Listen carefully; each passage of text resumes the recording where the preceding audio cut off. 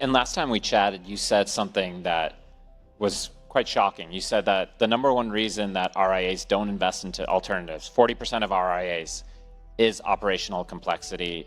So it's not just one poll or survey. In every industry survey, poll after poll, survey after survey, individuals, family offices, RIAs, they overwhelmingly cite operational complexity as the number one reason they don't do more alternatives, or it's the number one hindrance to them doing more. That's a consistent problem they have. Case and Mercer put out their annual survey. 48%, almost half, cited operational complexity as the number one hindrance they have to their private markets. Said another way, somewhere between 40 to 50%, based on the surveys, of RIAs are not investing in private markets. Why does that matter? Two reasons. One is they're leaving alpha on the table for their investors. The Yale endowment model relies on 40%, 40 in privates, and many high net worth investors are roughly at about 2 to 5%. And two, perhaps even more importantly, specifically for the audience, is if you're not providing these alternative investments for your clients, someone else will. So they're going to the cocktail party or the Zoom meeting or their kid's school, and they're learning about these alternatives, and they're learning that they're losing alpha in the market. They're not going to be very happy. Complexity in the private markets has always been a problem. It's not new. What's different about today versus historically is, historically institutions who made up the LP base in the private markets, they had large staffs. They were very sophisticated. They had a lot of resources. They could also afford six-figure software platforms to help them manage the complexity problem. Today's investors don't. In the last 5 years, family offices, by some counts, have quintupled their alts allocations. RIAs, just in the last year, and I would argue is a fairly bearish market for private markets, it's still seen double-digit growth in allocations in the RIA space. Prior to starting Unlimited AI, you were at two family offices and asset managers. You were at Kaz Investments when you joined, when they had 500 million. Now they're at 10 billion. Then you went to Legacy Knight. You helped launch that team, grew to 2 billion. How does that inform how you build Unlimited AI? Yeah, so at both of those firms, we were really at the forefront and had a front row seat to the early days of the proliferation of alternative investments with individual investors. And it's important to say, when I say individual investors, I mean both high net worth individuals directly, family offices, and individuals through RIAs. So those are the three primary ways they invest. And at both places, I learned about the passion, and I developed a passion myself for alternative investments. I saw how hungry people were for less volatility, for more diversification. But I also had a front row seat into the pain points people have, the complexity problems they have in the reporting, the management, understanding private investments, understanding J-curves, things of that nature. And that really shaped my passion for helping people in this space. At Legacy Knight, we were running a multifamily office. We worked with ultra high net worth families from, say, 50 to 500 million, largely founders and entrepreneurs who'd had liquidity events. But we also syndicated alternative investments to a much broader audience of family offices. And working with families and managing their portfolios for the first time, I learned a lot about the problems they have with consolidated balance sheet reporting, understanding how I'm doing, understanding their liquidity profiles, understanding, just where they stood in their investments. And they were very drawn to the returns, but at the same time, they had a lot of problems with understanding the complexity. Additionally, at Legacy Knight, we were fortunate. We grew to about $1 billion of assets organically in the first 3 years, and we had to adopt tech to survive, to continue thriving, continue growing. And so we were early customers of a lot of the leading wealth tech platforms today. We built a great tech stack there in order to operate at a high level in the alternative space. We were alt specialists. And that shaped my understanding of what was coming. Through both of those firms, I also was an investor in tech and software companies. And so I've deployed several hundred million into directly through co-invest into tech and software companies. And I watched AI. I saw what was coming. I saw how it could revolutionize our industry. But I also saw that a lot of the tech platforms out there today, they really only serve institutional investors at the enterprise level. And so when I was looking around, I was saying, someone's got to solve this problem for individual investors, for family offices, for RIAs. And I thought there was a big gap in the marketplace. And so I left LK at the end of last year to come try to build something to solve that problem for the investors that I'm very passionate about helping.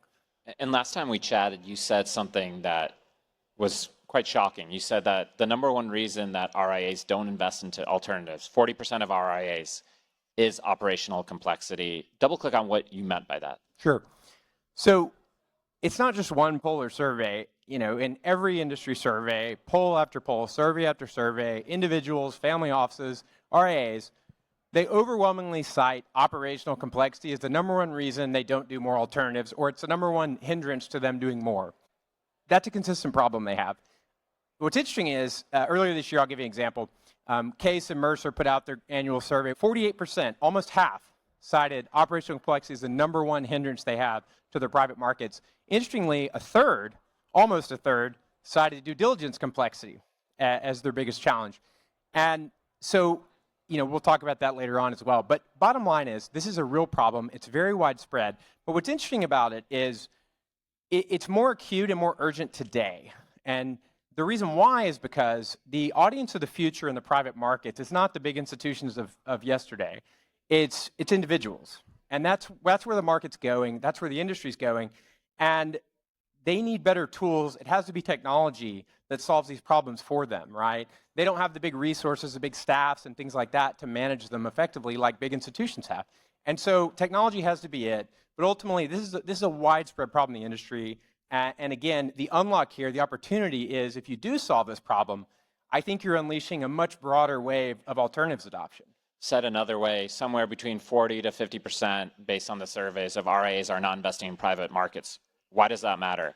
Two reasons. One is they're leaving alpha on the table for their investors. The Yale endowment model relies on 40%, 40 in privates, and many high net worth investors are roughly at about 2 to 5%. And two, perhaps even more importantly, specifically for the audience, is if you're not providing these alternative investments for your clients, someone else will. So they're going to the cocktail party or the Zoom meeting or their kid's school and they're learning about these alternatives and they're learning that they're losing alpha in the market. They're not going to be very happy. So obviously, RIAs want to get into alternatives, but they have this problem that we identified as the complexity problem. How do you go about solving the complexity problem? Sure. As I mentioned, the complexity in the private markets has always been a problem. It's not new. The challenge is, and what's different about today versus historically is, historically institutions who made up the LP base in the private markets, they had large staffs. They were very sophisticated. They had a lot of resources. They could also afford six-figure software platforms to help them manage the complexity problem. Today's investors don't. So let's talk about what the complexity problem is. And I'll be super clear. Unlimited.ai, our company, our mission is to solve the complexity problem for individual investors. That's our mission. We intend to do it. So what is the complexity problem? So there are really four buckets to talk about. First, you have access complexity. How do you find these investments? How do you get into them? What are the minimums? Finding information publicly available about them is very challenging. You have the marketing rule and the regulatory sense, which makes it challenging to find information, makes it harder for them to find you. And so first you have access complexity. Then you have legal and regulatory complexity. Legal. You have lengthy PPAs, or PPMs, you have lengthy LPAs. They're written by some of the most sophisticated securities law firms on Wall Street. And individual investors lack, an understanding of that. And candidly, sheepishly, most LPs in the individual space admit that they don't even read them. On the regulatory side, you have the marketing rule. You have limitations on how many investors can be in a vehicle. And so those are huge, huge challenges. And then you have reporting complexity. So in the tax sense, you have K-1s. I know everyone here loves K-1s. If you invest in private markets, your tax reporting is late, it's delayed. Quarterly statements, they come maybe 45 days after the quarter, sometimes monthly, you get them 2 weeks after the quarter. It's a real challenge. It's a real challenge. Also, valuations aren't standardized. So you get a NAV statement, well, what made that NAV up? What data points went in that? There's not enough standardization in the industry. And finally, and I think the one that most people think about when they think of complexity is liquidity complexity. When do you get your money back? Yeah, well, not only that, David, but when are you going to call capital? When do I have to fund this? When am I going to get out of this? What's the valuation? What am I going to exit at? All of these are massive challenges that people have in investing in the asset class. But I think what's so encouraging is even in spite of all this complexity and in spite of all these challenges, private markets are booming. with RIAs, with individuals with family offices. In the last 5 years, family offices, by some counts, have quintupled their alts allocations. RIAs, just in the last year, and I would argue is a fairly bearish market for private markets, it's still seen double-digit growth in allocations in the RIA space. So people are still very hungry for these investments in spite of that. But we think that solving the complexity problem can unlock an even broader adoption curve in the alt space, which will be transformative. I interviewed the CEO of iCapital, as well, Lawrence Calcano, and he predicts 150 trillion from what's called retail, which is people with over $5 million. Some context of billions of dollars will be going into the asset class. You talk about operational complexity, tax reporting. Another thing that people don't talk about is the asymmetry of information. If you're not a big institutional investor, how do you know as an RIA that you're not being adversely selected? Talk to me about that, and how do you solve for that? So in the private markets, at the end of the day, you have a counterparty transaction, right? You have GP and LP. And I went to law school. I'm not blind to the fact that GPs and LPs should be different and have different levels of information. That being said, we've never had a greater asymmetry of information between GP and LP in the history of the industry. So let's talk about that. Historically, in the private markets, you had large institutional LPs, insurance companies, pensions, university endowments, things of that nature, very sophisticated parties with lots of resources on the LP side. On the GP side, in the early days, you had Blackstone, KKR in the early 80s doing deal-by-deal strategies. And largely, you had sophisticated, fairly equal counterparties. There was quite a bit of equilibrium. Fast forward to today, you have Blackstone managing $1.2 trillion, KKR about $700 billion, and your LPs are now about to invest through their 401ks. We think that that's an asymmetry that needs to be solved, and it's an urgent need, I think, because, again, consumers in this instance need to have better tools to manage them. Because of the lack of human resources at the individual level in the LP space, there's got to be a technology solution. Technology has to solve these problems for the LPs to level the playing field. And we think that AI is really the inflection point that's going to do that. AI is just, you feed in data, you get data back. How could it actually solve the unknown unknowns? How does it solve asymmetry? Sure. So one of the biggest challenges in the private markets is just that. It's always been very private. LPs, and oftentimes, don't even know who the other LPs are in the fund they're in. They don't share a lot of information. There are no public sources there's no Morningstar in the private markets. And so what AI can do is a lot of that data that's so siloed, it's largely unstructured in PDFs, you can now use AI to extract that data, but not just extract it, it's what do you do with it? You integrate that, right? You integrate it in your database, and if you do that, you make it queryable, you make it right at the tip of your fingertips, with a click of a button, you can chat with it, you can interact with it, and also, on the reporting front, you integrate that data, and then you have much more deep, much more integrated performance data. You understand your exposures better. You understand your obligations better. And so we think AI is really, really, truly an inflection point. And look, everyone talks about AI today, how it's going to change the world, and I think it will. But I think there are so few industries that are more ripe for disruption than the private markets with AI. I think it's a tool with a real application case. There's such a use case, right? It's not a novelty. It's not just a fun tool. It really is going to change the way we do things. And I think it's ultimately going to make the industry so much better as a result. There was recently a study, they put the top doctors that evaluate whether someone has cancer against AI, and AI only scored 90%, but the doctors were at 82%. Yeah. So a lot of times you have, sure, AI is not infallible, but neither are humans. I think there's this kind of false comparison. So let's talk about something that even puts me to sleep, and I'm like the biggest finance nerd. Due diligence management. Sure. Sounds like the most boring topic. Why are RIAs so focused on that, and how does AI help with that? Sure. As I mentioned earlier, in the case of Mercer study this year, almost a third of people said concerns about due diligence was the number one reason why they didn't do more alts. While I think there's been a lot of technology advancements in the space, particularly on the access side, that was really the first space to get disrupted. Due diligence still lags behind. Most individual investors, RAs, I call it their scavenger hunt for documents. Maybe the IR person at a firm, if you're going directly, has to follow up with you. You're like, oh, where's that document? When's the closing? It's super, super fragmented. Over the past year, as me and my team have been going around talking to RIAs, talking to family offices, talking to investors about what they were looking for with technology to help them be better private markets investors, we were actually really shocked about how much due diligence came up and how often that came up. And what does that mean? I think people want to be able to make better decisions. Their data is very siloed. They're not making decisions with the complete picture, not only of their portfolios, but with the market and what's out there. Now you can integrate that data. You can extract data out of all the manual documents, your decks, your PPMs, et cetera, and you can integrate that. But also, you can track your decision making. You can use comparative analytics between funds, between managers. You can use comparative analytics between your own decision making. You know, do I make better investments on Thursdays than Mondays? Things of that nature. So AI and technology can now integrate that. And we decided to really focus on that in addition to doing consolidated balance sheet reporting because at the end of the day, people wanted that. And there's another reality here that people don't talk about. That's really one workflow, okay? From access to exit, it's really one workflow.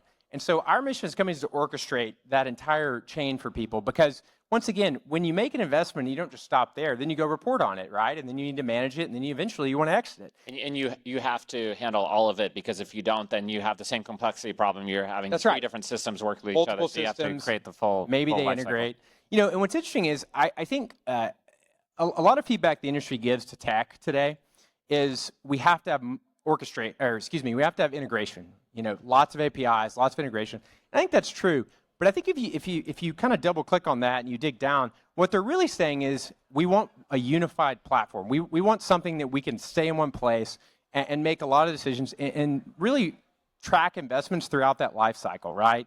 Because again, you don't just want to look at the investments you made and how they're doing. You want to look at the ones you passed on. So let's level set a little bit. I mentioned this number that Lawrence Calcano, CEO of Capital, used, 150 trillion. That's 150 billion thousand. It's an absurd amount of capital.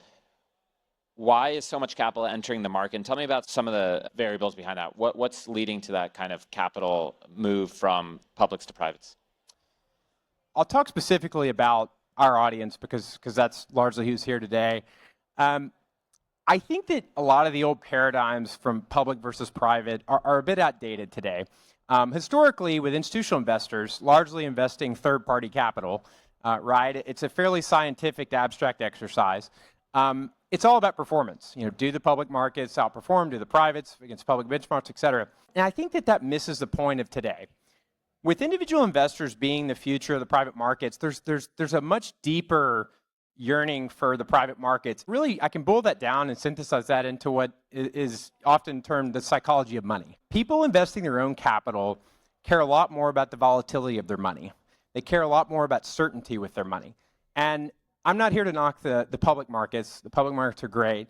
But that being said, I think there's been a lot of volatility, and people don't want to watch their net worth whipsaw every day based on news they see. I think Warren Buffett's also done a really good job of convincing people that investing passively in the public markets is really advantageous. And so therefore, I think that people are looking to the private markets for alpha. I think it's a differentiator. I think through manager selection, through good due diligence, I think people think you can generate alpha in the private markets. And I'm not sure people think they can do that actively today in the public market. Yeah, just to put some meat on that, I had the Professor Steve Kaplan, who's the leading researcher at University of Chicago, and he created this Kaplan Shore Index, and they found that anywhere from 350 to 400 basis points of private equity outperformed the S&P 500 over 3 decades. Yeah. They also did on venture, also outperformed. But 350 to 400 basis points doesn't take a math genius to realize how quickly that compounds in the portfolio. What do you think is keeping RIAs really from taking that? Is it fear? Is it lack of knowledge? Is it tools? Talk to me about the psychology of why RIAs are not pushing alternatives more. I didn't mention this on the last question, David, but you know, I think we wouldn't even be having this conversation if the returns weren't really attractive, okay? So the psychology of money matters, but I also think the returns more often than not do outperform. And you can cherry pick data, right? Of course, there are times when the public outperforms the private markets, but that being said, by and large, it's very competitive, right? And so when you combine that with low volatility, some predictability, you know, it becomes very compelling. Now, with RIAs and why they're not doing more, I think there are a lot of reasons. I think a lot of RIAs struggle to understand the private markets. As someone who got into this space a decade ago, there's a big learning curve. It is complex. There are a lot of platforms doing a really good job to educate people on that. We think education is a critical aspect of this. But I think education's critical. I think also just people understanding that these are, you can predict portfolios better. And I think that RIAs, by and large, also are going to recognize over time, they're going to have better tools to do it. And when they do have better tools to do it, they're going to feel a lot more confident. It's that simple. But you're already seeing it. I mean, I think 90% of RIAs in a recent survey said they intend to do alternative investments for their clients over the next year. I mean, it's really astounding because when I got into this space 10 years ago, alts were kind of the Wild West, and RIAs viewed them as very, off to the sidelines. I think in this case, they're being pulled by their clients. You need to, in order to survive, you need to offer alternatives. Now, you might decide whether you do Blackstone or whether you do a second or third vintage private equity firm. That's obviously much more complex. But I think they're coming to realize that privates are necessary to stay in the game. Yeah, I'll tell you a really interesting phenomenon related to that. So we've obviously always seen a big trend, certainly over the last 5 years, of breakaway RIAs, people going independent, things like that. And therefore, when they do that, they're open architecture. And I was talking to an RIA here yesterday, and it was very interesting. A lot of the alts, sure, you have big platforms, you have big distribution channels through the broker-dealers, through the banks, obviously big corporate RIAs. What's interesting is he was telling me that most of the alts he ends up reporting on come from his clients. And so what a lot of people don't realize is people are doing alternatives. And I think advisors had to realize that. They're saying, my clients are doing these, certainly in the high net worth space and ultra high net worth space. They're asking you to report on them. They're saying, I'm doing real estate deals with my friends. Give me my K1. Exactly. Yeah, here's a K1. What do we do with it? And so people, it's actually coming from their clients, right? And I'll also say that's why we think it's really critical to build a portal for the end user. One GP portal doesn't solve a problem for you because you're going to have 8 of those. And then you're going to have your clients asking you to report on their real estate things, or they're doing deals with their buddies, in the locker room. And ultimately, you have to have a platform that is open such that you can report on all of that in one place. So that's one of the reasons why we think consolidated balance sheet reporting is so important at the LP level. The private markets, just like any market in the world, is being disrupted by AI. Everyone's talking about it. It's almost trite to say, but everybody has disagreements on the timeline. What needs to happen specifically for AI to disrupt the private markets? I think it's already coming. I'll say that. It's got to take both sides of the equation to really unlock the potential of the private markets to get to 150 trillion if we ever get there. What does that mean? We need more standardization. We need more transparency. We live in an era where the private markets still operate largely like they did 10, 20, 30 years ago, but it's a very, very different environment. Blackstone's managing $20 billion in BREIT with thousands and thousands of investors in that, right? And the GP side can't have their cake and eat it too. They have to understand that if they want to democratize access to their platforms and their investments, they can't still operate in these siloed shadows. There's got to be more transparency. And ultimately, investors just have to feel more empowered in their private markets portfolios. And so I think that it takes there. On the LP side, obviously, I think that people need to build better technology for investors to access it. You and I are both very passionate about the LP side of the transaction. And again, I think that by building better tools, and also I think community is important there. What's interesting, because of the siloed nature of the private markets, you don't have a lot of collaboration on the LP side, right? At the institutional level, you have things like ILPA, but at the individual level, the family office level, like no one's really getting together and saying, what should we demand of the other side? What should we expect? Highly fragmented. Exactly. It's super, super fragmented. And that's historically been by design. But ultimately, for this next chapter of the private markets, that's got to change. A new standard. So you have an announcement for us today. What's the announcement? Well, I couldn't think of a better time to do this, but today, Unlimited.ai is live. You can visit Unlimited.ai. And our mission as a company is to empower limited partners in their private markets portfolios. And we intend to do that. So please go take a look, sign up to do a demo, and thanks very much. Yeah. Who is it a no-brainer to use Unlimited AI? I'm guessing CalPERS here, CalSTRS aren't going to be your first 2 clients, but who really needs this and who's really asking for this product? That's right. So our first product, the one that launches today, is for family offices and high net worth individuals. We are very passionate about solving the complexity problem for RIAs. We've gotten very strong interest and demand from RIAs, That tool will be ready in a couple months, and we're very passionate about solving that problem for them, but that's coming soon. Today, individuals, family offices, we feel like it's a very advanced platform that orchestrates your private markets portfolios in a way that doesn't exist today outside of our platform. So we're really excited about it. And candidly, we're most excited about solving this problem for investors finally. Thank you, David. Thank you. Thanks for tuning into that conversation. If you love that conversation, you're going to love the episode right here.